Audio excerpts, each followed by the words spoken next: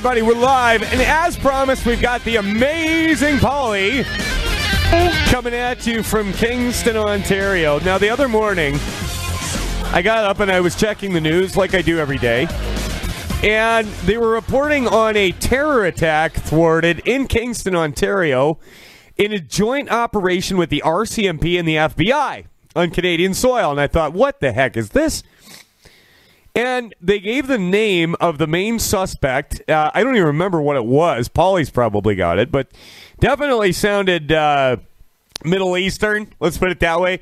And then it turns out, well, you know what? I'm going to let Polly get into these details. And by the way, if you have not subscribed to the amazing Polly on YouTube, you're going to want to do it as soon as this show is over. But Polly, give us the timeline and what's been going on with this story, because nobody's talking about it. It's like 24 hours later, the story was gone. So, Polly, I'm going to hand it over to you. Okay, well, same as you, woke up. Actually, I didn't hear about it quite as soon as you did. My daughter gave me a call and said, oh, my God, did you hear? The press conference is about to start. So we tuned into that. And what they've told us is overnight, the night before, they had done raids on 2 homes in Kingston. And they had found explosives, which apparently they detonated at the scene. It says in the paper that it was an improvised explosive device. They arrested 2 males, one of which was under 18, so can't be identified.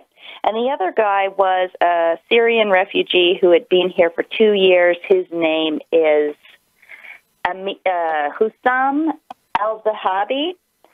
And they've subsequently released that guy with no charges.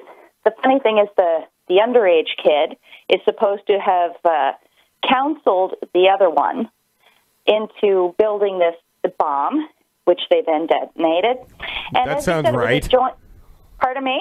That sounds right. The adult was going at the behest of the minor to build a bomb and pull off a terror attack. That just sounds legit, but go on. Yeah, well, that's my question, too. And this is where it all gets crazy, because we're never going to hear any details now. As you know, in Canada, with the criminal justice system, we can't name or report on any details if the crime involves someone under the age of 18. So very convenient that that's the one that got the charges. We won't know anything about that guy. They've already released the other guy, the 20-year-old, and he's been interviewed by our local TV station here. He gave absolute non-answers to 2 or 3 questions about the arrest. I mean, we didn't get any details from that. But some of the interesting things that have come up, 3 details that I think weren't really covered. One was that the Army was also put on alert here in Kingston. We have a base here, CFB Kingston. Wow. And apparently they were informed and enhanced force protection measures were put in place, which I don't think they reported on any of the mainstream outlets. So that's interesting. They also had been using a spy plane over the city for weeks and weeks prior to the bust. Right, you were saying in your video that spy plane had been waking you up at night and was quite a nuisance to the people of Kingston. It was, and they've been posting about it online. I found out. People were trying to figure out what this sound was. It was very loud. And then eventually someone got a picture of it somehow. It was mostly at night, but I guess it was doing it in the day, too. They got a picture of it. They posted it online, and people were trying to figure out what it was. And now we come to find out it was all surveillance of this for this group. We don't know how many are involved. I don't know if you caught the RCMP press conference, but it was absolutely useless. Even the reporters were saying it was ridiculous. You could hear them. You could hear them in the room saying it was ridiculous, these non-answers. No, I do. Been swept under the rug. Yeah, and it like I said, I went and tried to find more details this morning, and it's just gone. Now, I wonder, is this the kind of thing where it would not have blown up the way it was if it wasn't, if the FBI hadn't got involved? Because, I mean, the Canadian authorities could have handled this on our own soil. Why bring the FBI into it? They had to have been in contact with somebody in the United States. That's what it looks like to me. And you do have to wonder, would our guys have ever moved on this group? They're saying a group, but as you know, there's only 2 guys arrested. But so that's a detail. What do you mean group? Are there other ones out there? They do say the investigation is ongoing. So who knows how many people are involved? I don't know if there was crossover, crossing the borders, but obviously the FBI, it was brought to their attention somehow. And I don't know if they put pressure on our guys or if they came up here to do the operation together or what. But, I mean, it was weeks and weeks of surveillance. And now they let the one guy off and he's saying it was just a misunderstanding. That's what he said. It was a misunderstanding. And that's all the detail we have. So, I mean, I don't know how we can feel secure. They're spinning it here locally and nationally. Well, now they've dropped it, but they're saying, well, this is reassuring. We know the police are doing their job. We know they're keeping us safe. You see, they went in there, they broke it up before anybody got hurt. And I find that really insulting. We don't even know what happened. And obviously it was dangerous. If they had to blow this material up on site before transporting it, and they're saying it was an explosive device, I think there was risk to the community. So it's really insulting to be told that we're fear-mongering, that we're overreacting, that there was no risk. A misunderstanding. Oopsie daisy, I slipped on a banana peel and accidentally made a IED. Right. And so they exploded this thing at the house, which is it right in downtown Kingston. Is that correct? Yeah. Yeah, so that's right. Do you know anybody, or did you hear reports from anybody that heard this? Did it shake the windows? How big was the explosion? They did say that it woke the neighbors up, so they could hear it. I got to ask you something. In Kingston, there's a restaurant called Pizza Paradiso. Was that blown up? Because that's the best pizza ever. No, it's safe. Although I have to tell you, I haven't ever eaten there. You should. They have like a 28-inch pizza. Size does matter, and it's amazing. Mike's ADHD just kicked in. We were talking about a thwarted terrorist attack, and he started thinking about the best pizza he's ever had. And then he went to the importance of size. Squirrel. Gotta make sure my allies are still alive. Paulie, what are people around the city saying? Pardon? What are people around the city saying? What's the scuttlebutt? Are people what's the sewing circle saying? Well, people are pretty concerned. People don't like that it happened in their neighborhood. It's one of those shocking things because people always think it won't happen here. And I guess now we realize it can happen anywhere. You never know. I mean, these things come out of the woodwork. So, but I don't think anybody's overly paranoid. Sadly, we all are kind of used to hearing scary news nowadays, right? And we've all adjusted accordingly. Not that I think we really should. I'd like to live in a safe neighborhood. I'd like to get our immigration under control. I'd like to get the gang violence under control. And I certainly hope it won't escalate where I am. Well, it's like Sadiq Khan once said, terror attacks are just part of being in a city, right? Unless you're in Moscow or Tokyo, or I could go on, right? I mean, yeah, exactly. It doesn't happen in certain places. What is the common denominator? Yep. But they seem to be just intent on bringing in ISIS fighters. And once they bring them in, they have this weird propensity in Canada. And if you're listening in the United States, okay, one of our affiliates, I'm not joking. The Canadian government has a weird propensity for giving terrorists $10 million. It's $10.5 million is the going rate. Paula, your thoughts?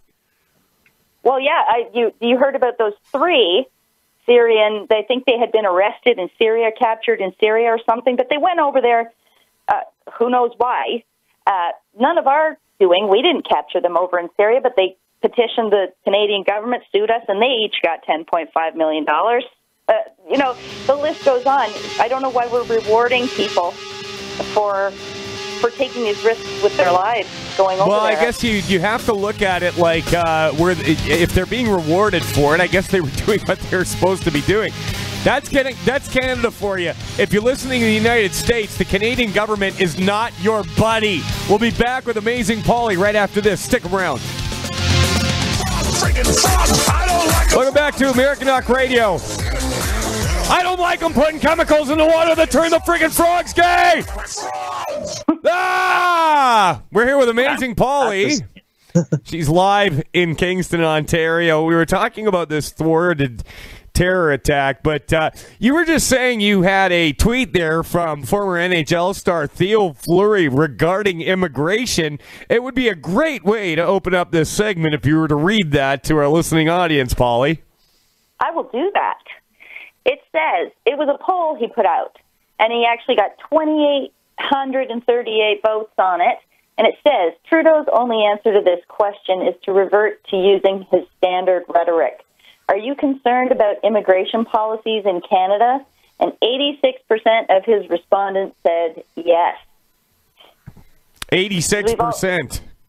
Yeah, that's a pretty high number compared to what the media tells us, that we all love, the migration policies as is. We want more, bring it on. Well, the thing is, we've never had a problem with immigration in Canada. I mean, growing up, I've spent most of my life in Alberta. The other half, small percentage in the United States. I'm a dual citizen. But the thing is, nobody ever cared where you're from. It wasn't even a big deal, but it's like they're trying to turn us on immigrants with their policies. Get into this recent statement by the Canadian Immigration Minister, Ahmed Hussein, who is, by the way, everybody, Somalian. That's right. The head of our military is from India. Head of our immigration is from Somalia. That gives you an idea of what's happening in Canada. But let's talk about that a bit, Paulie.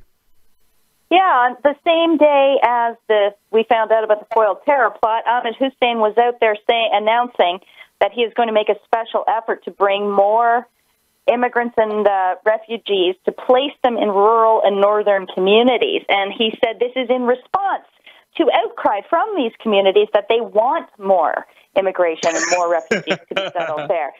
That's his story. Jeez. And I believe that he said that they need 100,000 mine workers, and that's part of the reason they're doing it. Okay. Now, that's a lie. I know somebody that is really well-versed in the mining industry. Okay. What they need as far as workers go is skilled workers who know about mining. Unless they're going to do like they did when they were building the railroad and bring a bunch of Chinamen and that they can just blow up in the tunnels. I mean, but we don't do things like that anymore. They used to in Canada. But here's the thing. They need people that actually are familiar with downhole mining. Okay? They do not need people that barely speak the language, much less have no mining experience. And I've got that on really good authority. So that's an absolute lie. And as far as putting refugees from the Middle East in rural areas of Canada, that's not going to work. It's just not going to work. I mean, if you bring in too many of them, there's going to be fights. And listen, Paulie, this isn't Sweden, okay? The guys that I know will not put up with it. Listen, Paulie, in the city I live in, we had a city council had a vote, okay? Some of the church groups, like I live in a city of only about 18,000 people. It's almost borderline a town, okay? Officially, it's a city. We had a bunch of church groups that wanted to bring in 8,000 Syrians, okay? Oh, my God. That would seriously change the demographic of this town. But city council told them, okay, but they have to live with you. Guess how much they wanted it after that? Well, they weren't interested anymore. But that's what you find, Paulie, is that all these people that want to help everybody all over the planet, they don't want to lift a finger to do it themselves. They want everybody else to do it. And if you don't agree, you're a Nazi. That's very true. And if I researched who brought this Syrian family to Kingston, the one that's involved in the recent incident, the foiled plot, same thing. Church groups are the ones who brought them here in the first place. And like you say, they like to virtue signal. They like to go out there in front of the cameras and appear to be the savior of the world. But the actual work, the money, everything, it falls onto the people around them. And they go hopping along their merry way, feeling good about themselves. And really, they've just caused more problems than they solve. Well, and as far as needing that high level of people in the mining industry, hey, guess what? There's probably 6 times that in Alberta that are looking for work right now. That's what bothers me the most. If this is really a job shortage, that we could work together as a country, as a community here for ourselves and solve this problem on two fronts, solve two problems. Of course, that doesn't get the voters into the rural ridings, right? Because that's the other angle on this. A lot of people speculate that the government's plan is to load up the traditionally conservative ridings with voters that are kind of dependent on a Liberal government. Well, I don't know why they'd bother with Alberta because, listen, to our American listeners, we have a parliamentary system, okay? The entire province of Alberta doesn't have as many seats in Parliament as Toronto, so our vote literally doesn't count. I mean, they don't have to load us with left-leaning immigrants, okay? We're already canceled out. What we do doesn't matter. But, I mean, this government, they love everybody but Canadians and the United States of America. Would you agree with that statement? That is exactly right. Yeah, we are the enemies. No, that's just it. And let's transfer that over to this situation with China and the arrest of the Chinese spy princess Meng Wanzhou, the head of Huawei, right? I think that I'm going to start gushing on President Trump again, everybody. I think that was the most genius move in the world to have Canada arrest her under an extradition treaty instead of, having somebody else do it. It's because he put a rift between the Canadian government and China that is unfixable now. Do you agree with that statement, Paulie? It was genius. It helped him on his end, and actually it's helping us big time because our government was getting way too cozy with China. Either we're too weak to stand up to them, or we want what they're offering. The spy, you heard about the subs out west, the listening station. We've given China permission to put the listening station right near to a nuclear base, a U.S. nuclear base, and we're honoring their Sesame credit system from China. Earlier in, I think it was in 2017, we came this close to allowing a branch office of the Communist Party of China to operate out of Acon, which is I think it's a construction company, because the Chinese were going to buy it, and the condition of the sale was to put a branch of the Communist Party inside to monitor the company, they said. So, well, if you have Chinese companies operating in Canada like Huawei, they're all just arms of the Communist Party anyways. 100%. Yeah, and they can't wait. They just can't sell the farm fast enough. And I mean, listen, out in Edmonton, it was widely known that Chinese steel was being used for infrastructure products because the locals were placing bets amongst themselves whether or not a bridge or an arch or something would collapse in 2 or 3 years because the steel coming out of China was just crap. And that is what President Trump was targeting with his tariffs because the Chinese were dumping cheap, crappy steel in Canada, flooding the market, and they might as well have carpet bombed the Rust Belt in the United States because that's why all those smelting plants were closing. Mm-hmm. Trump is doing well by the United States, and I personally think that even though we might have some short-term pain from some of his policies, it'll end up better for us up here, too. Especially if the incoming leader here, pray to God that won't be Trudeau again, can take advantage of the chess pieces that Trump is putting in place right now. That's our only hope for survival. If we continue on down this road for another 4 years, if he gets elected in 2019 again, or if Andrew Scheer does and he's not strong enough, man, it's going to take forever to dig out of the hole. We may lose a generation or more.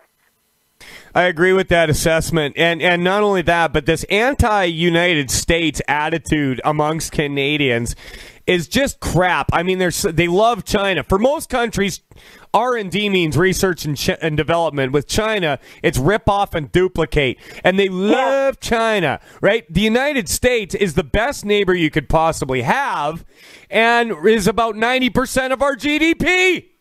Right. Yeah. You'd think we wouldn't alienate them. You'd think we wouldn't insult their leader in front of the world. You'd think we wouldn't be so high and mighty and glib and smug. I mean, we need them. We need to be on good terms with them. And really, the cultures are so close. We're so compatible. I don't see why we're pissing this relationship away. Oh, it doesn't make any sense. I hear the music, and that's the end of this segment. Paulie, you've been a great guest. I love your brain. Everybody go check out The Amazing Paulie on YouTube. Hit the subscribe button. Hit the little bell so you get notifications so you can hear what this intelligent lady has to say. Stick around after the break. We've got Senior Chief Don Shipley to talk about the Indian Nathan Phillips and whether or not he was a Vietnam vet. Stick around, everybody.